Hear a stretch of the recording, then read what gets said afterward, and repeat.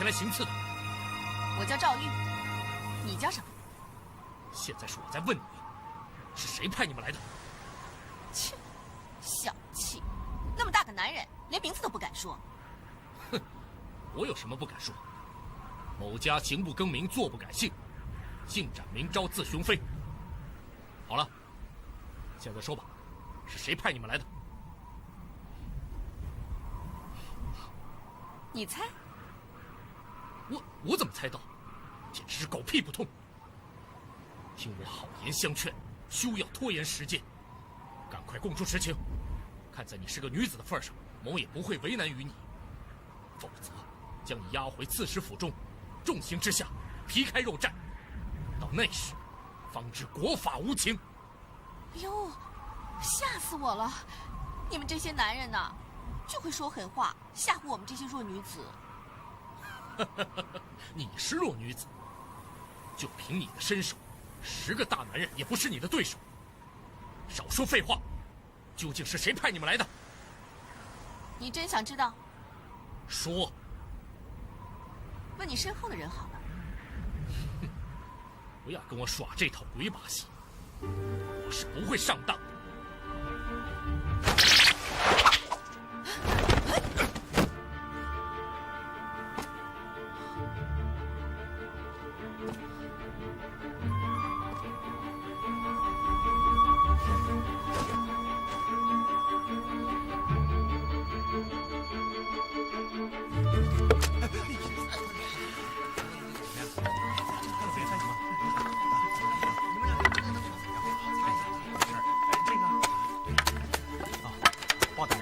这里我们收拾。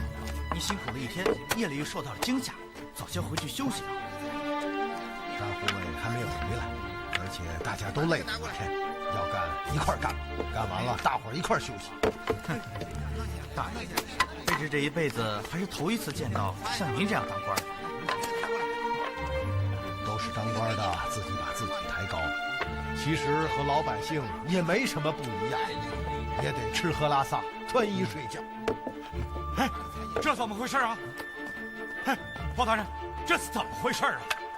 刺史大人，刚刚来了2个刺客，刺客是一男一女，武艺高强，身法矫健。若不是护卫使展大人及时赶到，下官这条命早已不在了。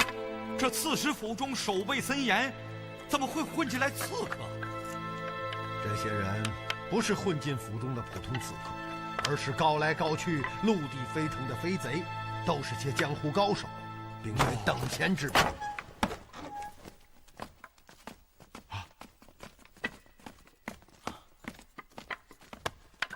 展护卫，听包大人说，府里闹了刺客，这就说明我们触动了对方的要害，他们坐不住了。刺史大人，请2位立刻在府中加派岗哨，护卫安全。是啊，下官即刻去办。包兄，你还好吧？我没事。太兄，你可回来了。刚刚我还在担心，怕你会遇到埋伏。怎么样，追到那2个刺客了？本来已经制住了他们，可惜让那个女子使诡计逃脱了。战兄啊，今夜若不是你出手相助，我和包兴恐怕就身首异处了。想不到你的身手还挺灵便的。在县里天天下地干活，本就练出了一把子力气，再加上时不常要率领全县百姓抵御西夏骑兵，虽不敢说有多少武艺，但是总还算是灵活吧。看起来过穷日子也有过穷日子的好处，否则哪儿来的这一把力气啊？包兄，你真是料事无神啊！哦，果然不出你的所料。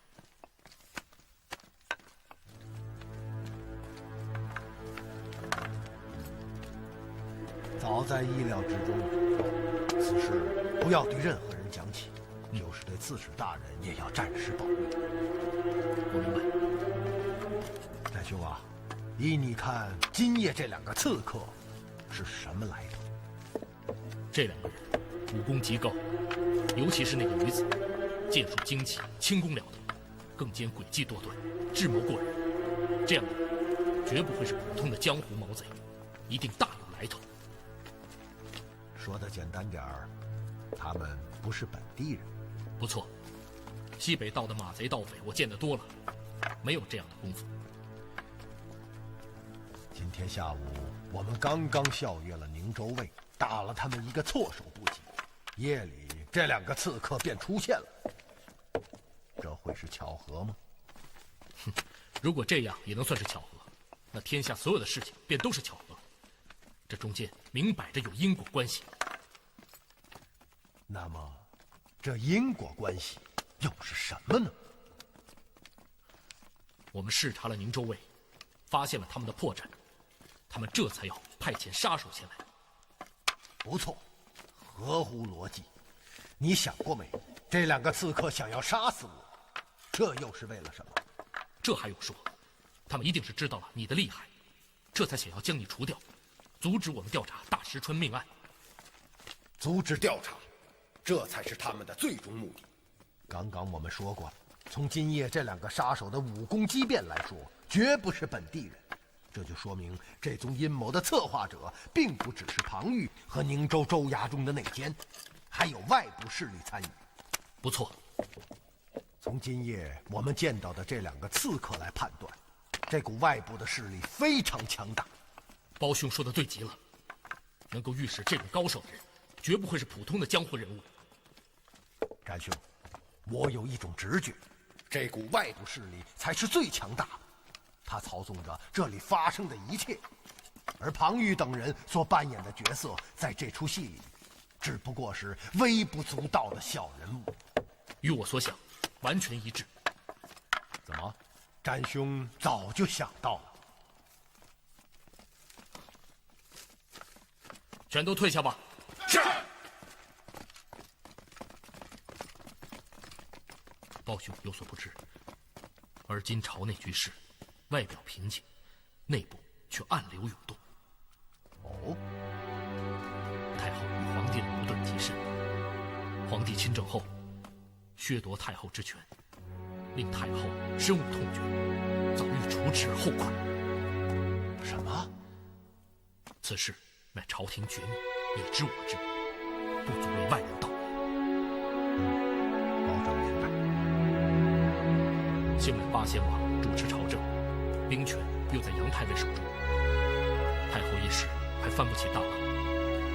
然而，最近一个阶段，30年前谋害太子的逆党，又在暗中崛起，大与太后同流合污之事。30年前的逆党，当年你父包公铁扇身负太子，千里驱驰，浴血百战，对手便是此贼。是谁？襄阳王。襄阳王？正是。可据我所知，襄阳王赵庆乃是当今圣上的叔父，与八仙王是亲兄弟，几十年前就死。现在的襄阳王是他的儿子，名为赵觉。你说的一点不错，这父子2人是一般的狼子野心。30年前，襄阳王赵庆伙同奸妃刘氏，阴谋策划狸猫换太子的冤案，企图篡夺江山，却被铁山公所阻。30年后，赵觉卷土重来，很有可能再次与奸妃联手。如果事情真是如此，圣上性命堪忧啊！詹兄所说的奸妃刘氏，便是太后娘娘。正是。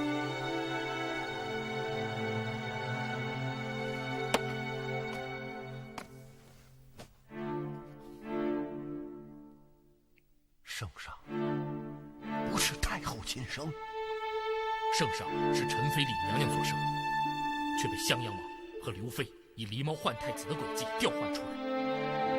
这就是铁山公和我父亲昆仑公为何要反出京城，营救太子的真正原因。然而，当年先父已认定李娘娘所生的乃是妖孽，因此太子还都后不敢正之以命，只能以刘妃之子的名义入统即位。这也就是你父亲包公铁扇之所以有大功于社稷，却不敢公然封赏褒扬。而襄阳王的逆贼虽十恶不赦，却至今仍未曾处置的原因。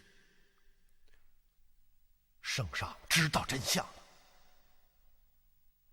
30年了，圣上一直认为奸妃就是他的生母，而八王千岁认为时机未到，不敢贸然言明。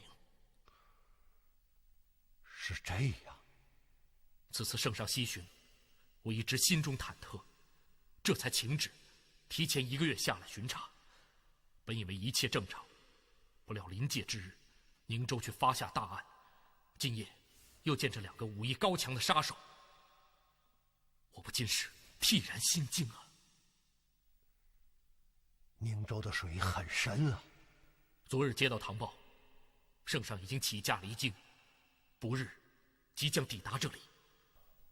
我们的时间不多了。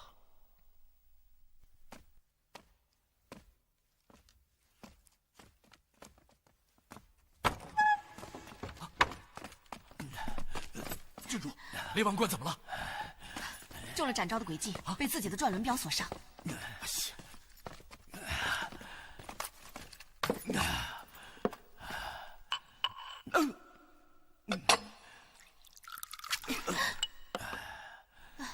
好厉害呀！来，雷叔叔，你怎么样？这展昭好大的力气，若不是有铠甲护体，今日我命休矣。雷叔叔，在二堂外，你为什么脸色大变，发出惊叫？郡主，你知道我为什么没有左臂吗？听兄长说是在激战中身负重伤，这才失去了手臂。王爷是顾及雷某的面子，没有实话实说。哦，我的左臂是被一个可怕的人斩掉的。可怕的人是谁？包铁山。包铁山？是的，我听兄长说起过此人。王爷对你说起过，你长得像一个人吗？哦，在铁堡救你们的时候，你和沈叔叔见到我，就像见到了鬼。当时你就说我像另外一个人。不错。我究竟像谁呀？甘秋娘。雷叔叔，怎么我兄长没对你提起过？甘秋娘就是我娘啊！什么？你是甘秋娘的女儿？是啊。那你怎么会在襄阳王府长大？襄阳王府是我家呀，我不在那儿长大，应该在哪儿长大呀？王爷没对你说起过别的什么事情？别的事情是什么？没什么，没什么。雷叔叔，你认识我娘？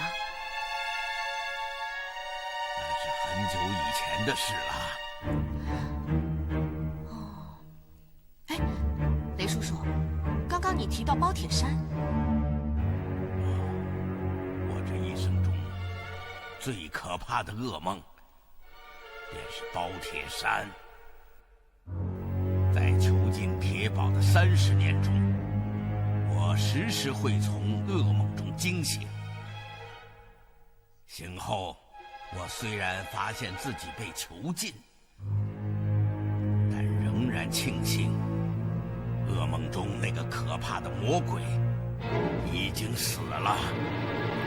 你说的是包铁山？是的，我从没有见过这么可怕的人。可怕的意志，可怕的武功。可这与今天发生的事情有什么关系啊？唉，雷叔叔，你怎么了？今天我又看到了包铁山那张恐怖的脸。你说什么？你看到了包铁山？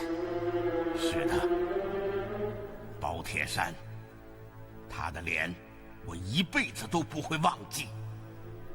雷叔叔，你还好吧？你以为我疯了？包铁山已经死了。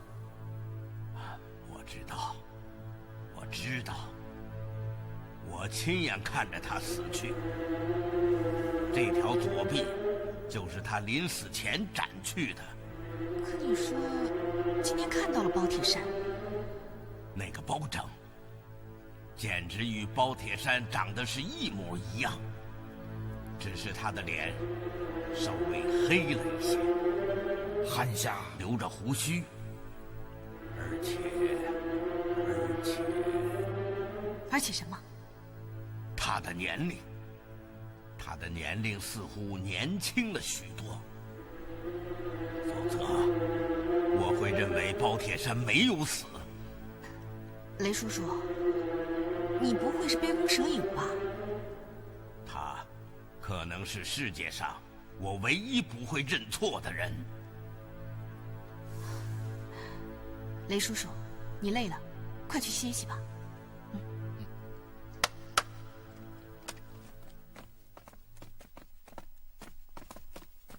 庞同志，扶雷王冠到后面歇息。是。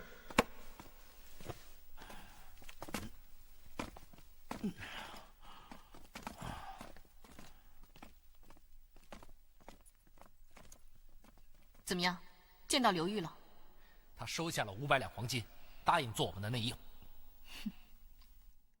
非常好，庞同志，雷王冠之言虽然不足取信，但包拯和展昭确实很难对付。今日接到我兄长飞鸽传书，计划照常进行，要我们果断采取行动。因此，我们尽快行动起来，拾漏补缺，并对包拯和展昭的一举一动严密监视。只要有机会，立即下手除去，确保计划顺利进行。郡主，那我们现在该怎么办？你立刻命人带我的书信到宁州卫，调花冲、邓车前来。我们要仔细的商议一下。是，我立刻去办。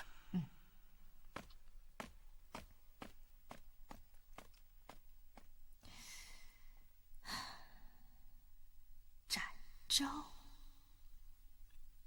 展昭。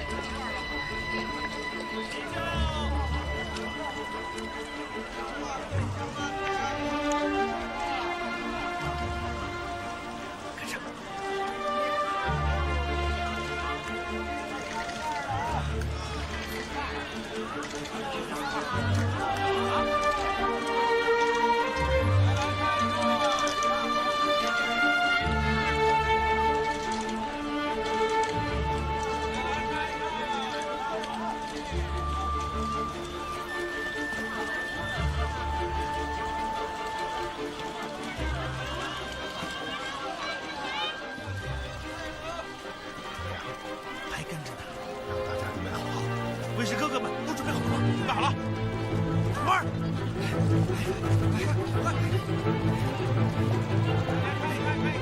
转弯了，快跟上，快跟上！哎呀，快让开！跟上，跟上！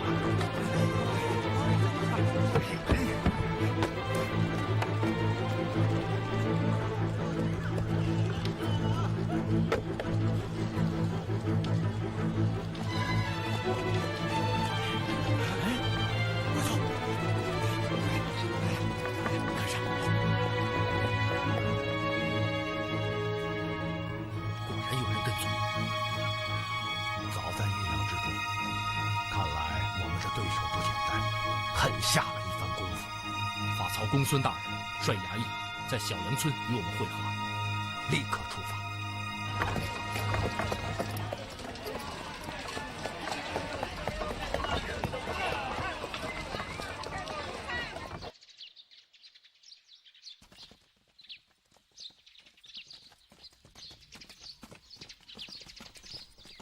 哦，这边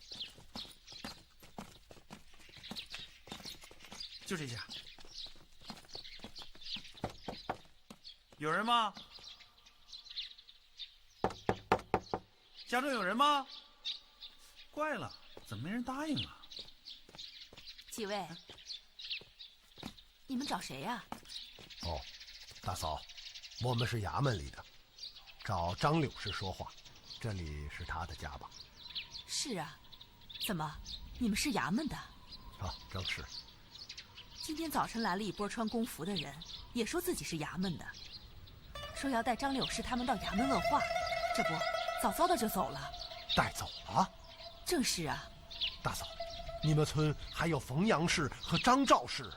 哎呀，他们一起被带走了。不好，我们来晚了。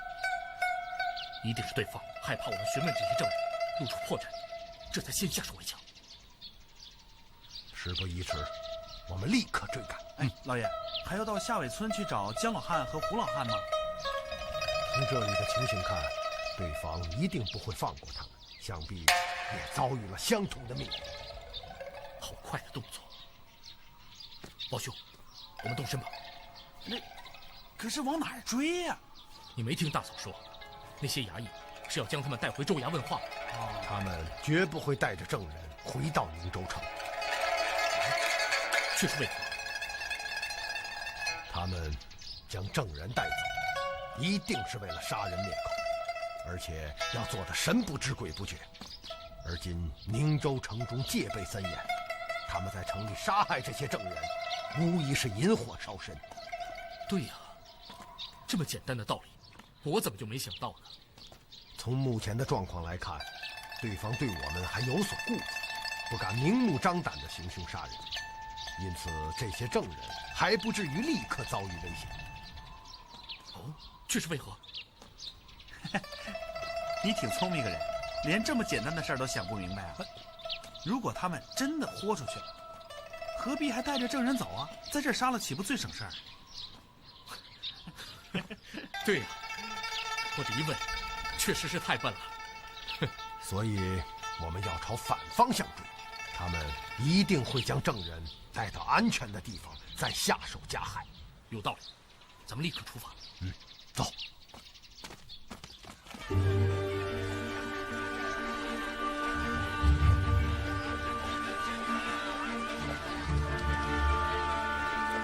杀人了！杀人了！杀人了！有人被杀了！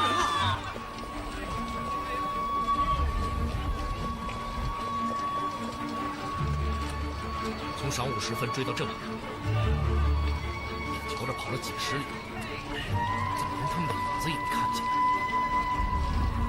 早晨出发时，我们甩掉了跟踪的眼线，这就说明对方绝不会是发现了我们的意图，因而故意加速逃跑。我想一定有什么别的原因。但是有句话叫欲速则不达，因此我们也要稍安勿躁。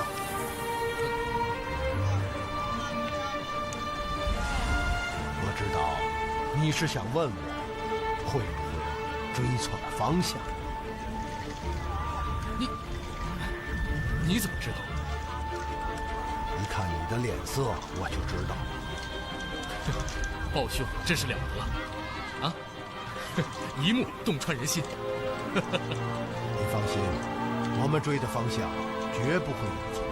公孙策去找这儿的保甲，等他们来了再问问情况。也只有如此。哎，老爷，掌柜，公孙大人回来了。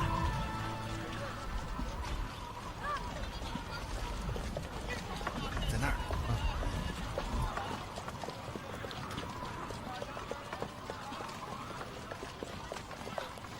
二位大人，这位就是本镇的李保甲。李保甲，这位是宁州带刺史包大人，这位是刑驾护卫使展大人。哦，小的参见二位大人。哎，起来，起来，起来！我们是微服到此，不许行此大礼。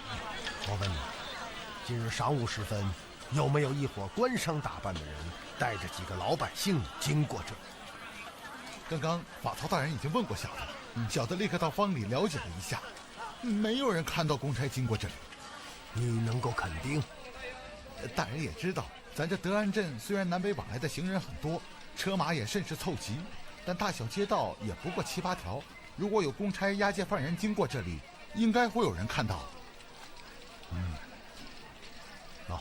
好，有劳你了，你去吧。哦，还需要小的为诸位大人安排些什么吗？不用了，你去吧。那这。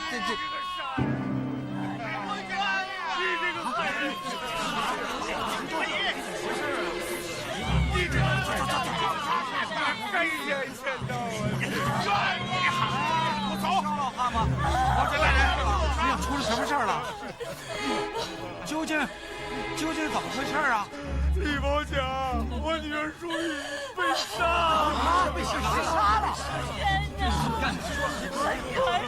冤呐！哎，婆婆，求你为我做主！婆婆，你先起来，先不要哭啊，将事情从头道来。如此哭喊，也讲不出个来龙去脉。我想替你做主也不可能啊，你们说是吧？今天早晨，老婆子我发现女儿已过晌午还未起床，便上楼去叫，谁料想无论怎么叫门，她就是不开呀。老婆子急了，让他爹用斧头将房门劈开，看到。哎呀，先不忙哭，说看到什么？让老人来说吧。我们看到女儿淑玉和另一个不知名的女孩子惨死在楼上。什么？死的不只有你的女儿淑玉，还有一个不知名的女孩子。正是。哎，这不是韩瑞龙、韩秀才吗？冤枉啊！冤枉！你这是怎么了？他们硬说小生昨夜暗入绣楼杀死了淑玉，可小生昨夜与朋友比绘文章，根本就没有去绣楼。遭天杀的！哎呀，这就是你们的不是了。案子还没有破，你们怎么能够断定是韩生杀人呢？还把人打成这个样子！保家老爷，您有所不知啊，韩瑞龙与淑玉偷情已有半年之久，这条街上的街坊邻里尽人皆知，只是瞒着小老汉，就是没干过小老汉。冤枉！诸位，今天呢，咱们镇上来了一个大人物，这位是咱们宁州代刺史包拯包大人，特意来镇上微湖私访。你们有什么冤情，就告诉包大人，他定能为你们做主。这么多人喊，这位说是穷教书先生，哪像刺史大人？对，之后我们参加教书先生。在，大胆，竟敢对刺史大人如此不敬，难道不知道国法森严吗？大人饶命！好了，众位乡亲，大家都起来啊！大人让你们起来，没听见呀？好，来吧。刚刚法曹大人说过，我是宁州代刺史包拯，暂管州内事务。你们有什么冤情，可以尽管对我说。你们大家都听见了吧？我的女儿死了冤枉！求大老爷为小民伸冤报仇啊！小生冤枉！求老公公秉公断理，还小生清白！冤枉啊！好了，大家都不是。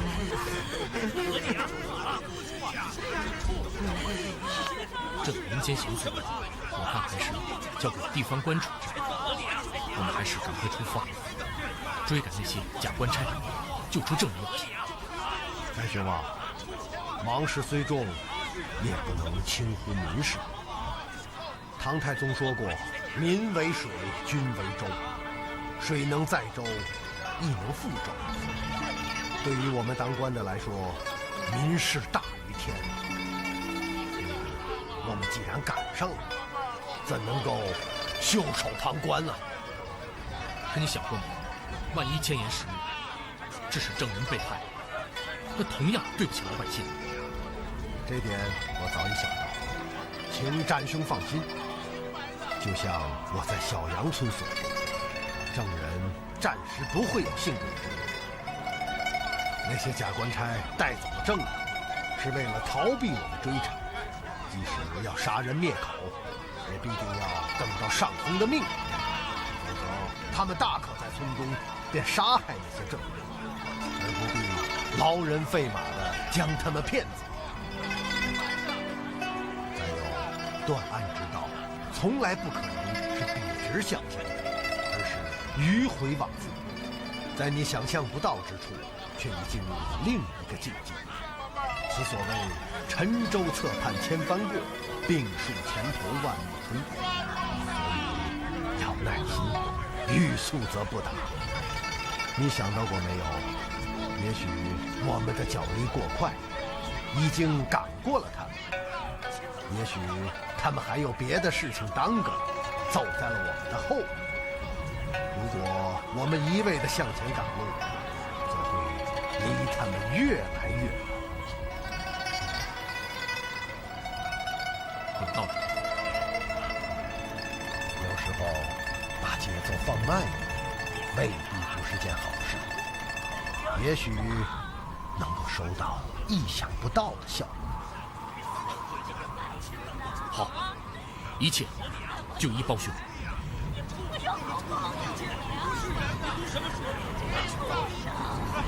我是清白的，我是被你们冤枉的。哎呀，大人，你看他们这个，就是你害死我！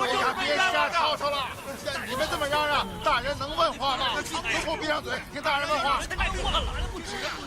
这样正法。小老汉，今天早晨，你发现你的女儿淑玉和另一个不知名的女子共同死在房间。我说的对吗？正是。与你女儿同死的那名女子，你认识吗？小老儿从没见过。那么，她是你女儿淑玉的朋友吗？也从没见过淑玉与那女子来往。也就是说，你女儿淑玉并不认识那名女子。是啊。你能肯定？老汉的女儿从来大门不出，二门不迈，只待在绣楼之中。她平常接触什么人，老汉心里都清楚。刚刚你说，秀才韩瑞龙与萧淑玉偷情已有半年之久。回大人，正是。你是怎么知道的？不光是小人，这整条街上的邻里都知道，只是瞒着萧老汉。有意思，你说说看。是，萧老汉的裁缝店啊，跟小人的店铺是正对门。半年前的一个晚上，小人突然发现从淑玉的绣房里垂下一块长长的白布。小人很是纳闷，起初以为他是在晒布，谁知到了初更时分，韩秀才韩瑞龙偷偷地来到窗下，拽了拽白布，淑玉就露出头来，韩瑞龙就顺着白布往上爬，淑玉用力往上拽，就这样，韩瑞龙就从窗户进到淑玉房中。韩瑞龙啊，走啊！事情是这样的吗？是。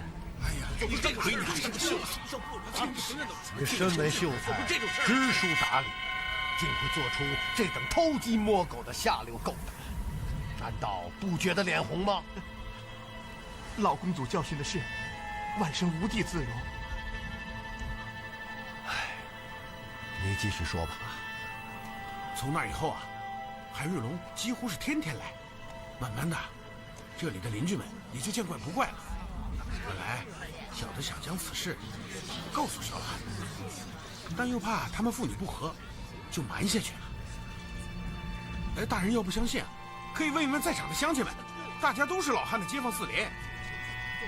乡亲们，是这么回事吗？王四哥说的没错，就是这么回事。对，是这样。我们天天能看到韩瑞龙赶进淑玉的绣房，只是没告诉他爹妈。冤枉啊！你继续说吧。说来可怜，本来大家一片好心，想瞒着萧老汉，怕他着急上火，可谁知道，竟瞒出了人命。今天早晨，萧婆婆在楼上大喊大叫，杀人了。我们啊，上楼这一看，淑玉啊和另外一个女子倒在血泊中，死得太惨了。我们顿时就想到了韩瑞龙这个人面兽心的畜生。韩瑞龙啊，走啊！事情是这样的吗？是。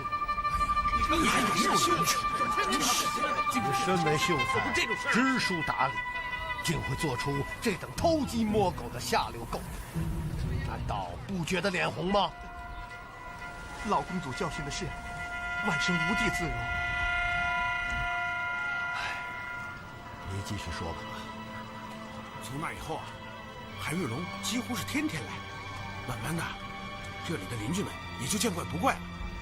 本来小的想将此事告诉萧老汉，但又怕他们父女不和，就瞒下去了。大人要不相信啊，可以问一问在场的乡亲们，大家都是老汉的街坊四邻。乡亲们，是这么回事吗？王四哥说的没错，就是这么回事。对，是这样。我们天天能看到韩瑞龙爬进淑玉的绣房，只是没告诉他爹爸。这个重要的东西，我们看着都脸红。冤枉啊！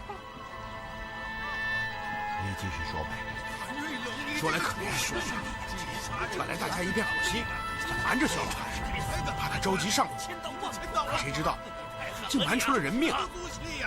今天早晨，萧婆婆在楼上大喊大叫，杀人了。我们上楼这一看，淑玉和另外一个女子倒在血泊中，死得太惨了。我们顿时就想到了韩瑞龙这个人面兽心的畜生，我们就到他家把他揪了出来。是这样，韩瑞龙，过去。你有什么可说的？老公主，小生与淑玉暗中相好，实在是不想做这等暧昧之事。小生央媒人前去提亲，可萧老汉嫌弃小生家贫，没有答应啊。萧老汉，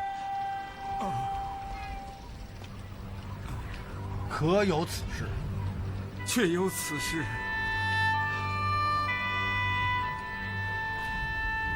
你继续说吧。是。自那以后，小生与淑玉相约夜晚幽会。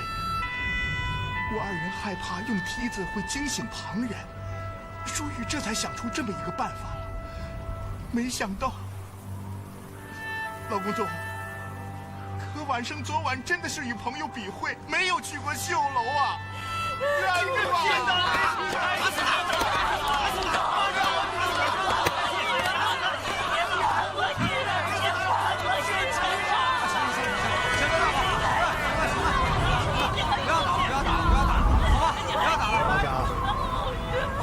你头前引路，我要去看看现场。是大人。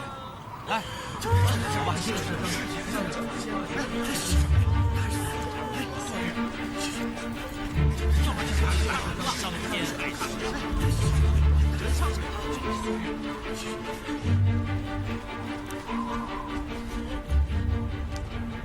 就是你的家？正是，楼上便是小女淑玉的绣房。上去看看。是。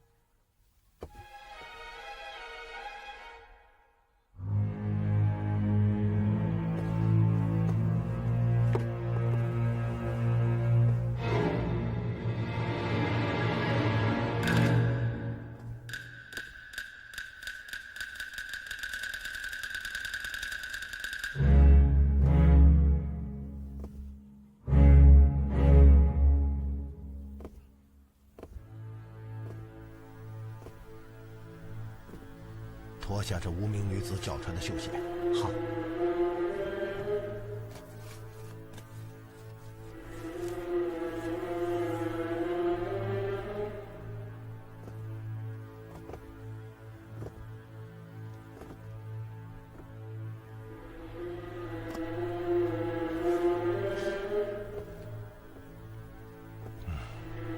看起来萧老还没有说错。这无名女子的确不认识萧淑玉，她也是从窗中爬进来的。将鞋给这女子穿上，我们走吧。好。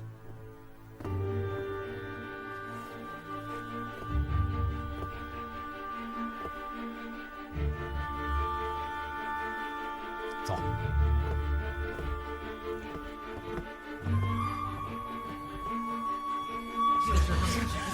我的女儿可怜我，求大老爷跟小兵深深保重。给死者收尸，将尸体抬到我们喝茶的茶棚门前。是。各位街坊，昨天夜半时分，你们听到街上有什么不同寻常的动静？哎，对了，大人，昨天大概3更时分吧，我听到街上突然传来急促的脚步声，似乎是前面有人在逃跑，后面有人追赶，还听到了站住的声音。哦，你还别说，我也听见了。还听到什么了？别的就没有了。好，我们回去吧。有何说法？现在还不好说，我想很快就会有答案。哎，不足为外人道也。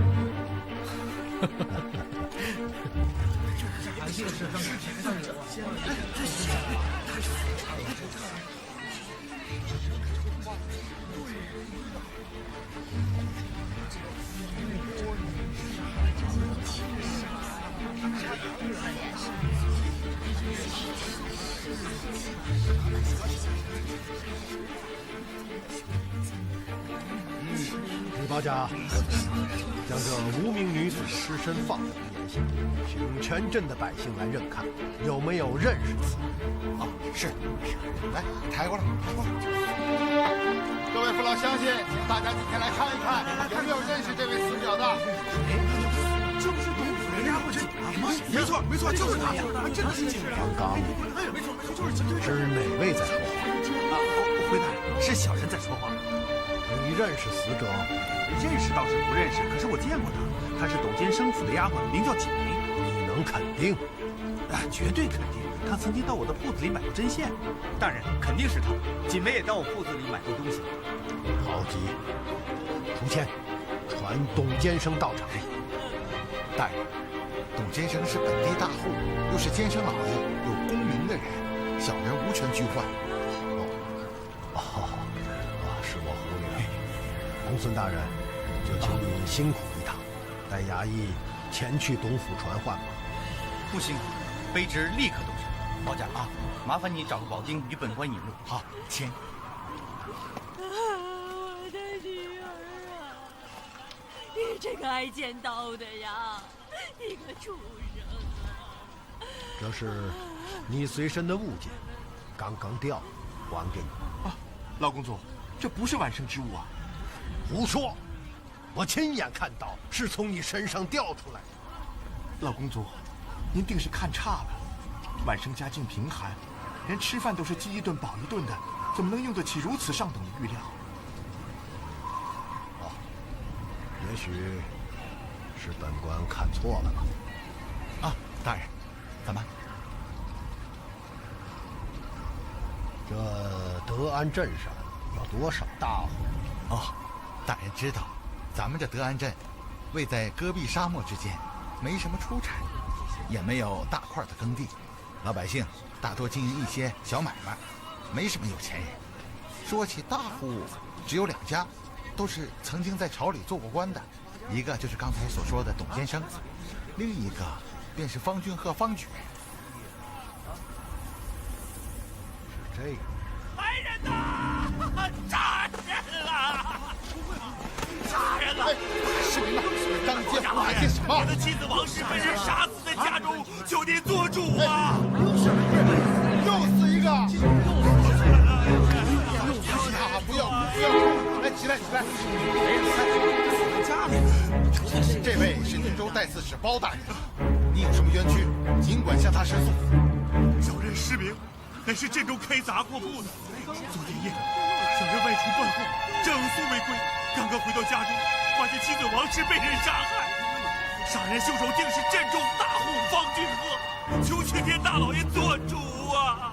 休得胡言！方俊鹤乃本方举人，家资万贯，知书懂礼，他为什么要杀害你妻子啊？士兵，我可警告你，方俊鹤是有功名之人，误判于他是要惹祸上身的。大人明鉴，小的不曾误判于他。方俊鹤就是杀害我妻子的凶手。你为何如此肯定？是小人糊涂，小人糊涂。说，大人有所不知，方俊鹤虽然是举人出身，却是个好色贪淫之徒。他垂涎我妻美芳，曾多次在殿中出言调戏。妻子王氏将此事告知小人，小人因他家大势大，因而隐忍不言。小人有一般恶习，就是好赌，经常是入不敷出。方俊鹤得知此事后，便通过别人不停地向小人施贷赌资，前后加起来有350两为一。300多两。是小人糊涂，鬼迷心窍。好了，你继续说吧。几日前，方俊鹤突然找到了小人，要小人还钱。小人这时才知道，原来欠下的银子是他的。方俊鹤对小人说：“看在乡里乡亲的份上，350两为一的本钱，那就不要利息了，要我立刻还清。”小人哪有这许多钱还他呀？无奈之下，便只有央告他宽限期。方俊鹤却说，几百两银子不是什么大事，要我答应他一个要求，所有赌账便一笔勾销。小人问他是什么要求，要惨死了。答什么？他说只要小人答应他与小人之妻王氏共度一宿，所有赌债便一笔勾销。趁人之危，真是禽兽不如。之后呢？小人无奈之下，只能回家与妻子商量。妻子王氏虽然万般无奈，却奈何小人赌债缠身，无法偿还，只能答应。你与那个什么方俊鹤同是一般的无耻之徒，为了还赌账，竟然丧尽天良，将自己的妻子卖与他人，你简直是衣冠禽兽，猪狗不如。小人是让鬼迷了窍，让猪油迷了心，竟然答应了方俊鹤这畜生啊！我后悔啊！我后悔啊！现在后悔已经晚了。你继续说吧。小人与妻子商量好后，便找到了方俊鹤，将事情告诉了他。方俊鹤当场便将赌债的借条烧毁。我二人约定，他当晚初更时分到我家中，而小人则离开德安镇到下州进货，第二天中午返回。就这样，傍晚时分，小人挑担离开，及至今日返回，却发现妻子王氏倒在家中的地上，脖子上裂开了一个大口子，鲜血流尽而亡。昨夜，只有方俊鹤到我家中，凶手不是他还会是谁？求青天大老爷做主啊！李保甲，派人拘传方俊鹤到场。哎呀，大人，方俊鹤是举人，小人无权拘唤呐。老邢，派一名卫士拿着我的官牒，把方俊鹤传到场。哎，是。李保甲头前引路，本官要勘察现场。是。市民家就在这条街上，前面不远。大人，请。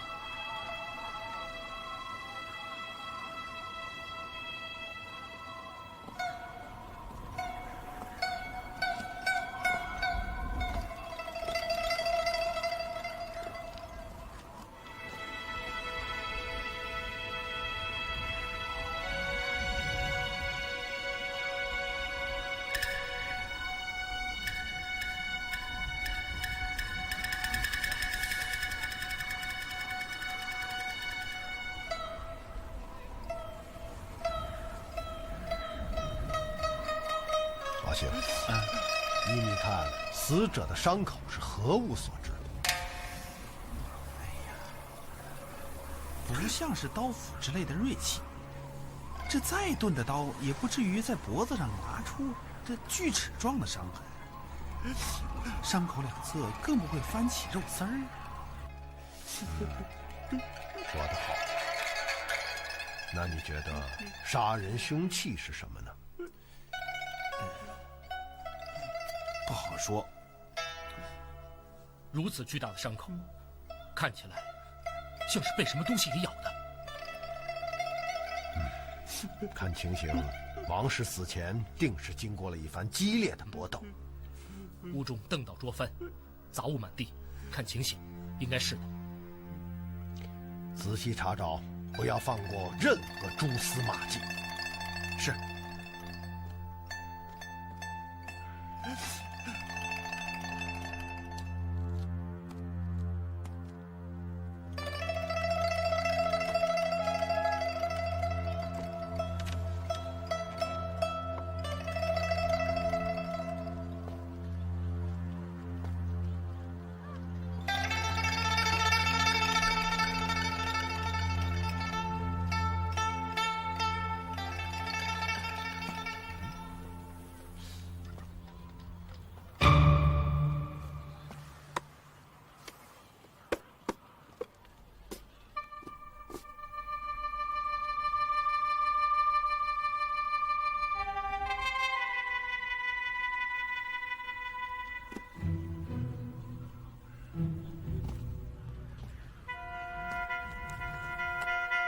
史明，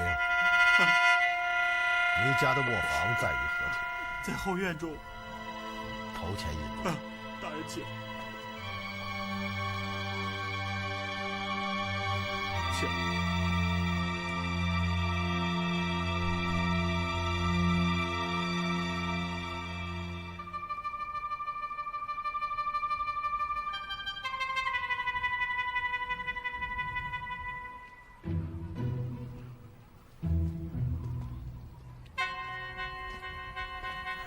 大人，这里就是小人的卧房。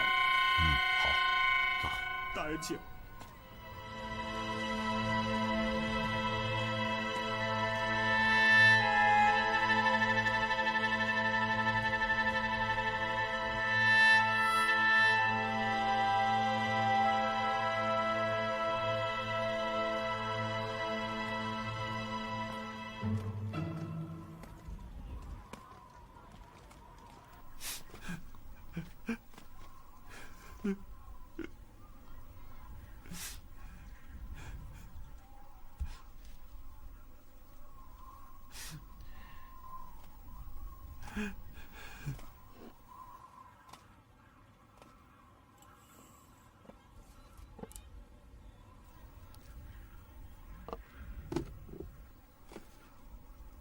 史明，你昨晚离开家时，房中的摆设是不是像现在这样？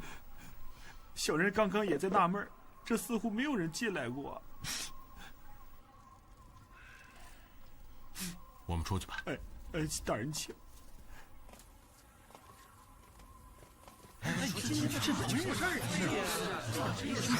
大人出来了！大人出来了！大人出来了！案子一个比一个蹊跷。大人，可以收尸了，尸体依旧抬到茶棚门前。好，你们两个快把尸体抬走。哦。好，我们走吧。啊。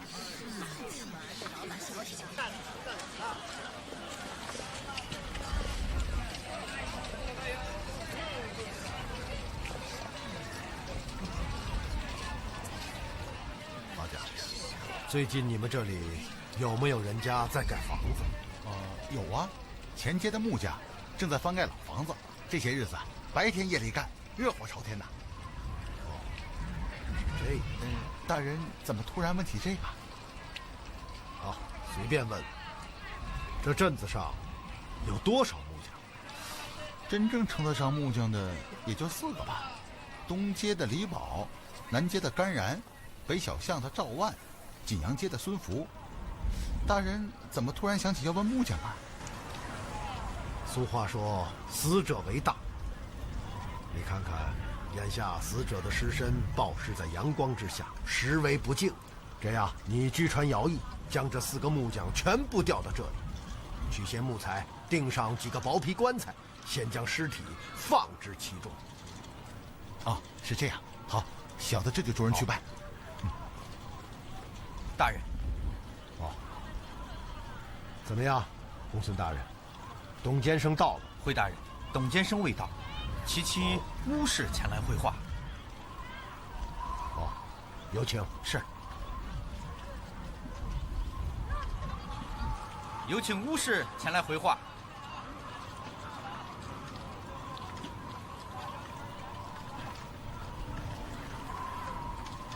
见过大人。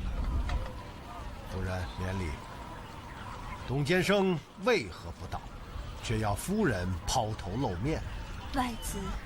外子昨夜外出饮酒，酩酊大醉而回，夜半时分突发急症，暴病身亡。董监生过世了？不是，是的。前几天见董老爷还是精神焕发，怎的？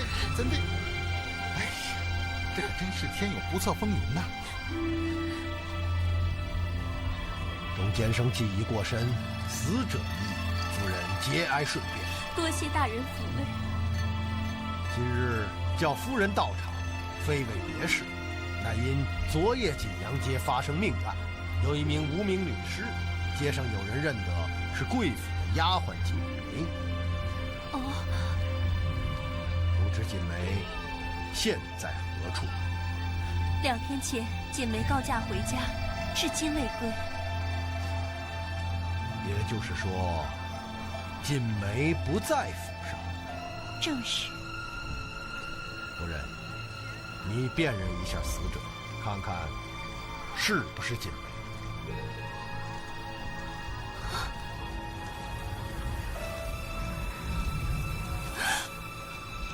怎么了，夫人？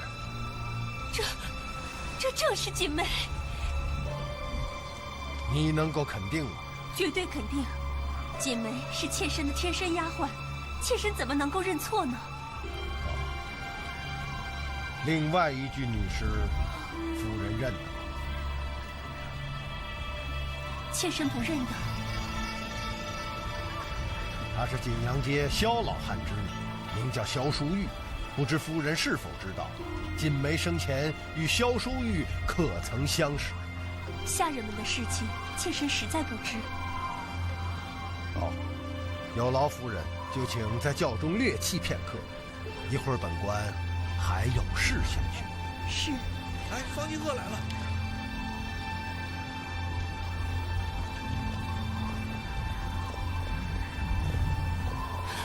表兄。怎么？方俊鹤是夫人的表兄？正是。不知大人为何要传表兄方俊鹤到场？好，夫人不必惊慌，贵表兄只是牵扯了另外一桩案件。哎，表妹，你怎么会在这里？锦梅不知何故被人杀害，待刺史大人将我传唤至此，询问情况。啊，方老爷，这位便是宁州代刺史包拯包大人。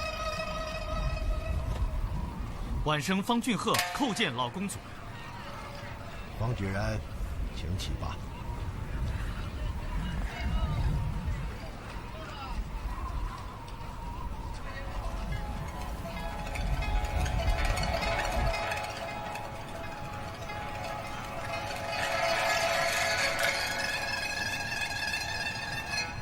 方俊鹤，你这个人面兽心的畜生，糟蹋了我妻子王氏，竟然还要杀死她！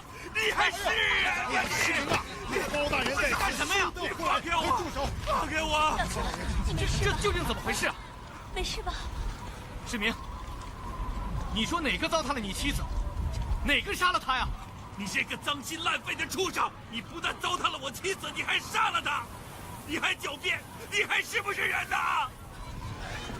方举人，杂货店老板施明说道：“以垂涎及其王氏美貌，故意放贷于他，待其无法偿还，便提出要与其妻王氏过夜，以抵偿欠银。此言可真？”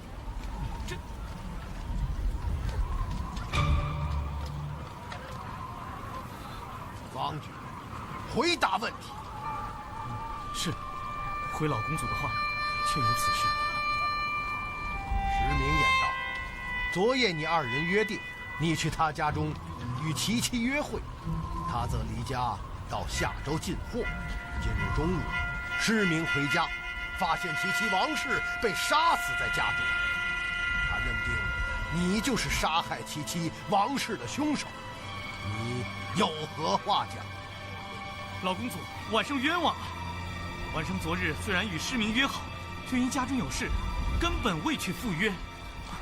我连王氏的面都没有见过，怎么可能将他杀死呢？你撒谎！你撒谎！一看他就是在撒谎。你们这样干啥？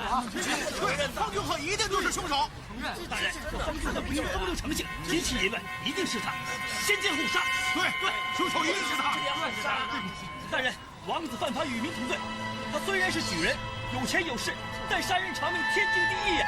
求大人秉公处置啊！对，求大人秉公处置。老公祖明鉴。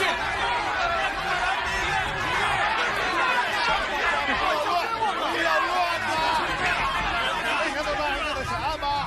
你们这么瞎吵吵，大人的脑子都乱了，怎么能够秉公处置啊？王举，据你所说，昨晚你并没有到施明家中赴约。正是。那你去了哪里？晚生是这样。昨天夜里，我的表妹夫突发疾病，表妹手足无措，便将晚生叫到府中，宴请郎中帮忙治病。可谁想到表妹夫病重不治，竟至身亡。晚生又帮助表妹张罗尸体入殓等事，一直忙到清晨，哪有时间到施明家中赴约呀？哦，昨夜董监生去世，你也在场。正是，是表妹让管家到我府中，请晚生过去帮忙的。夫人，事情果如方举人所说吗？正是，昨夜外子突发疾病，妾身不知所措，只得遣下人请来表兄帮忙处置。这一点，府中所有人役都可以作证。是这样。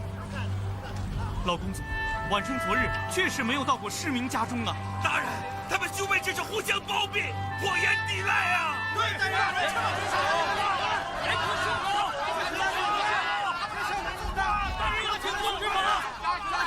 顺手！好了，要放过他们！诸位，国有国法，家有家规，天理法理不可轻违。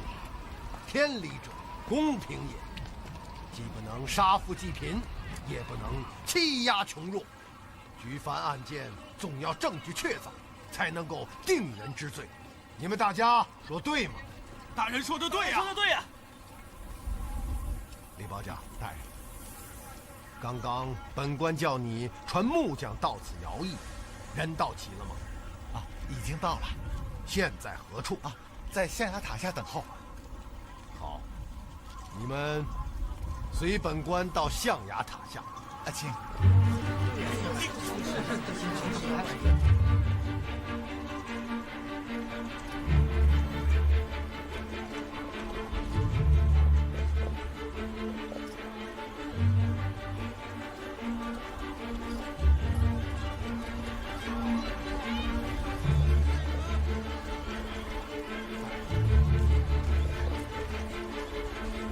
就他们四位。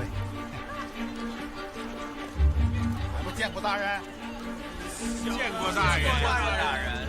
都起来吧，报上你们的名字。小的东街木匠李宝，小的家住北巷，名叫赵爱。小人南街木匠甘然。小的家住景阳街，姓孙名福。你们四人都是木匠。正是。你们看到了，尸体暴露天光之下，本官心中不忍，让你们打造几口薄棺，暂时盛放尸体，待定案后再行演绎。你们现在就开始吧。是。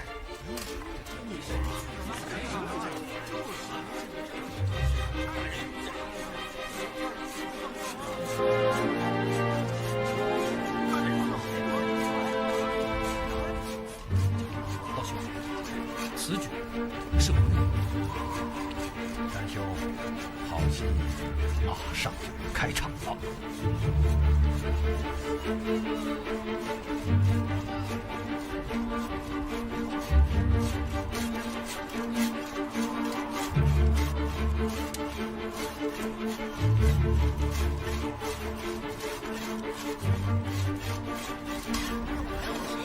这审着审着案，怎么干起木匠活来了？是啊，这大人真有点意思啊！就是，真是有点意思。大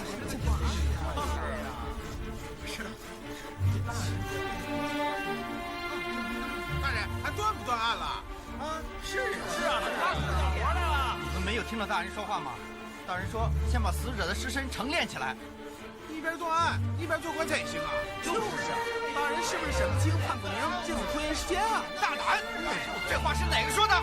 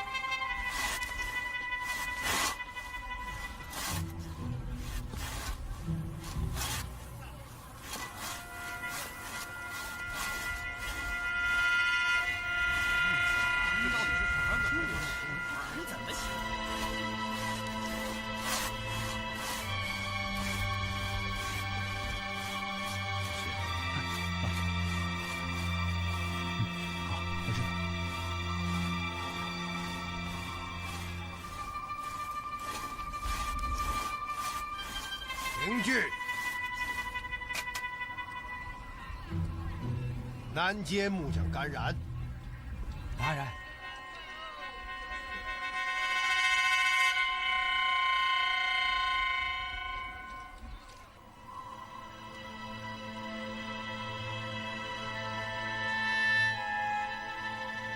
你为什么要杀害失明的妻子王氏？大人说什么呀？啊！是怎么回事？他怎么能断？真是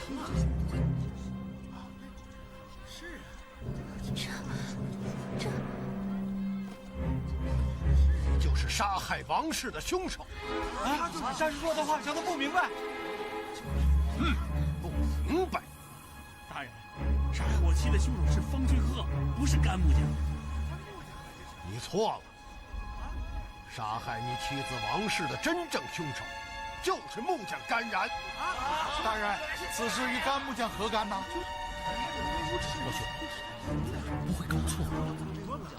刚刚勘察现场之时，诸位都看到，失明家正房之中凳倒多翻，杂物满地，王氏的尸身躺在屋子中央。很显然，王氏临死之前曾与凶手进行了激烈的搏斗。是，不错。可大人，此事与甘然有什么关系啊？你不要着急，听本官慢慢道来。据失明所言，王氏同意陪方俊鹤共度夜宵，以抵偿丈夫所欠银两，并与对方约好当晚到施家见约。失明，本官说得对吗？正是。好。如果昨夜进入你家的是方俊鹤，你妻王氏为何要与其发生如此激烈的搏斗？是啊，大人说的有道理。即使双方有此约定，王氏又怎会如此大动干戈啊？有理。此1.1也。其二，我们勘察失明家卧房时看到，房内窗明几净，床榻上的被褥叠得整整齐齐，桌上的茶杯中甚至落入了灰尘。当时连失明自己都说，这屋里怎么好像没有人进来过？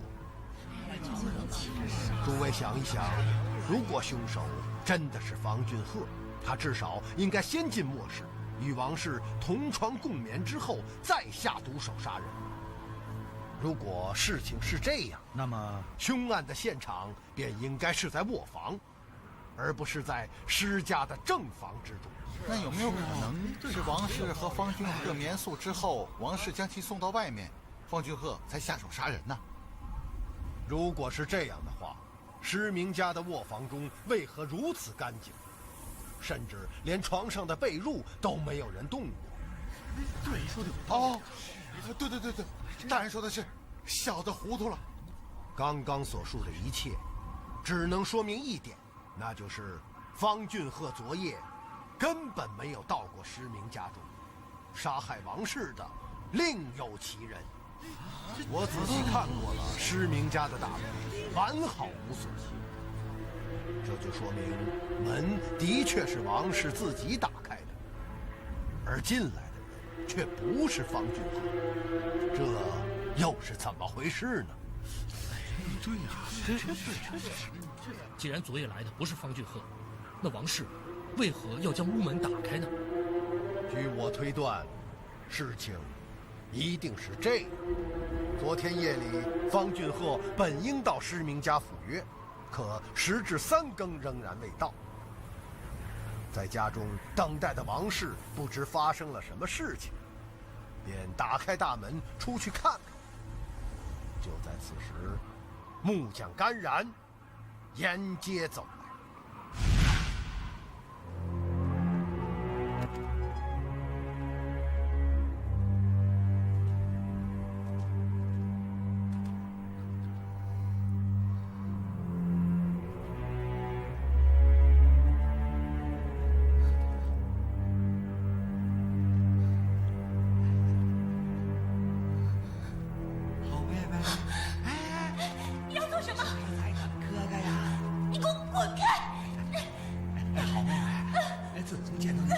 我心里就再也放不下了，求求你，我会疼你的。我丈夫在屋里，我叫人了。你少骗我！傍晚时分，我亲眼看到施明挑着担子出去了。妹妹，